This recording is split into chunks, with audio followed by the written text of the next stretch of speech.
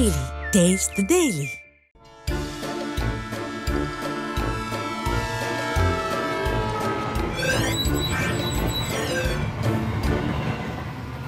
மக்கா வணக்கம் டே. மக்களை பற்றி கொஞ்சம் கூட சிந்திக்காத ஐயா ஸ்டாலினுக்கு இந்த நிலைமை வரும்னு தெரியும். ஆனால் இவ்வளவு சீக்கிரம் வரும்னு நினைக்கல. காங்கிரஸ் கிட்ட ஐயா ஸ்டாலின் கையேந்திக்கிட்டு இருக்கிறாரியா. இவர் திரும்ப ஆட்சிக்கு வர சாத்தியம் இல்லைன்னு கம்யூனிஸ்டுகள் பொது மேடையில் பேசுகிறாங்க.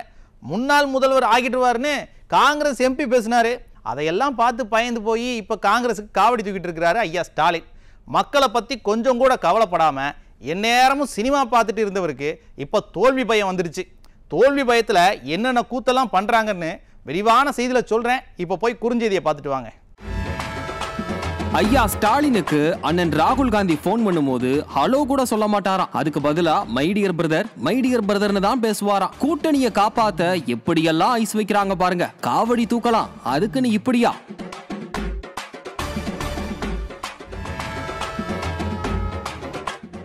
காங்கிரஸ் கட்சி மாதிரியே கம்யூனிஸ்ட் கட்சியும் திமுகவை வச்சு வெளுக்க ஆரம்பிச்சிட்டாங்கப்பா. திமுக ஆட்சிக்கு வர வாய்ப்பே இல்லைன்னு சொல்றாங்க. அவங்க சொல்றத பார்க்கும்போது அட பாவமே, இதையே இப்பதான் கண்டுபிடிச்சிங்களா அப்படின்னு தான் கேட்க தோணுது.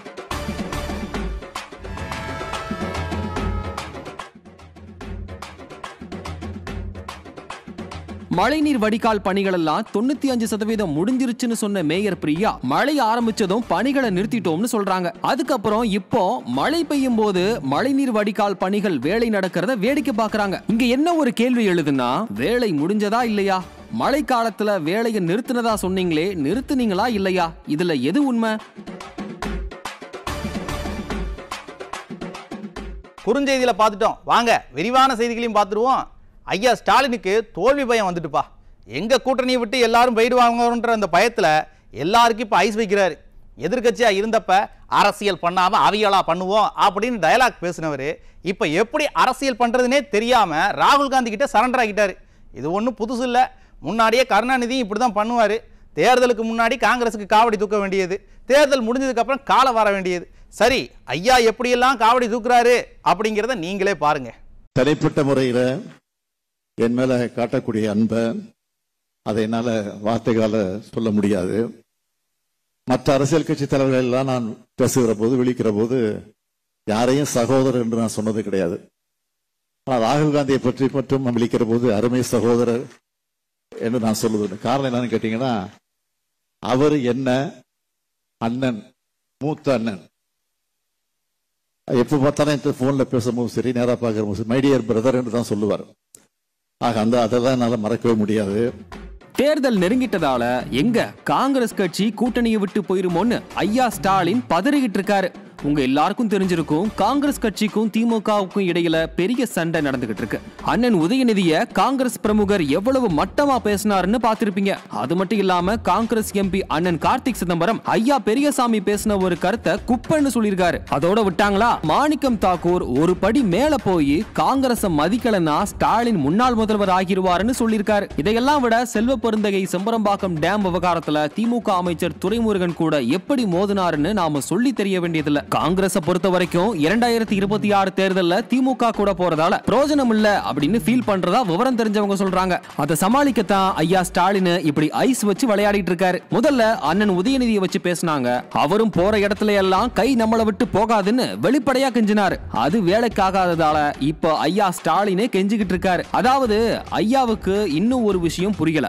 கூட்டணி உறுதியா இருந்தா ஜெயிக்கலாம்னு நினைக்கிறாரு. நீங்க கூட்டணிகளை இருந்தா என்ன, இல்லன்னா என்ன?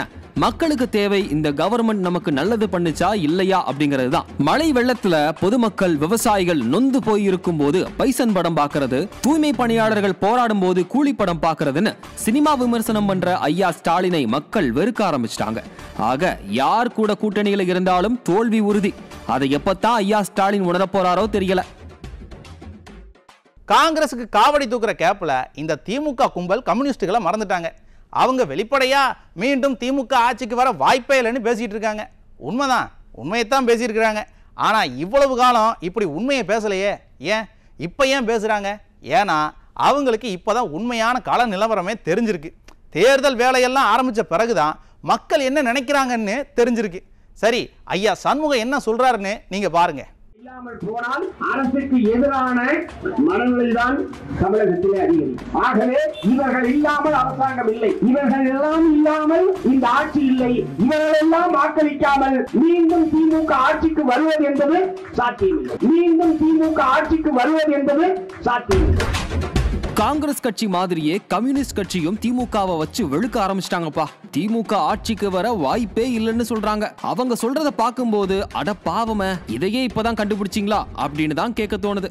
மழை காலத்துல நல்லா இருக்கிற வீடே எப்ப இடிஞ்சு விழும்னு தெரிய மாட்டேங்கி.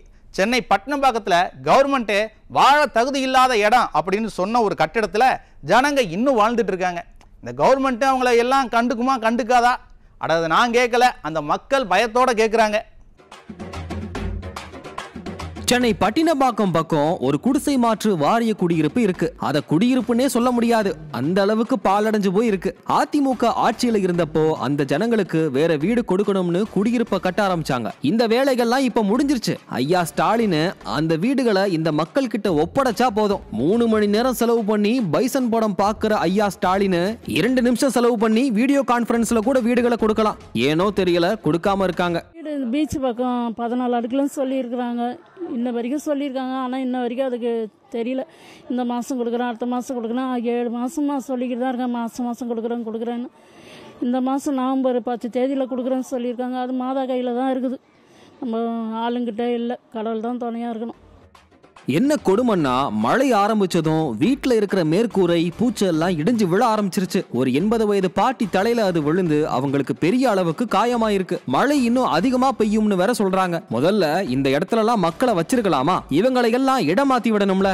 எங்க கவர்மெண்ட் இந்த குடியிருப்பு வாழ தகுதி இல்லாத குடியிருப்புன்னு சொல்லிருச்சு. அப்போ அவங்களுக்கு வேற இடம் கொடுத்து அனுப்பணுமா இல்லையா? சும்மா அதிகாரிகளை கூட்டிட்டு போய் காவாய வேடிக்கை பார்த்துட்டு போட்டோ எடுத்து ஆய்வுன்னு நாடகம் போடாம எங்கெல்லாம் மக்கள் ஆபத்துல இருக்காங்க பார்த்து நடவடிக்கை எடுக்கணும். அட நான் சொல்லல, பயத்துல இருக்கிற மக்கள் கெஞ்சி கேக்குறாங்க.